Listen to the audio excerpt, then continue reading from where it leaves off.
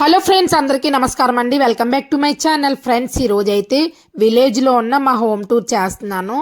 ఇదైతే హాల్ అండి. ఇదంతా హాల్ వచ్చింది.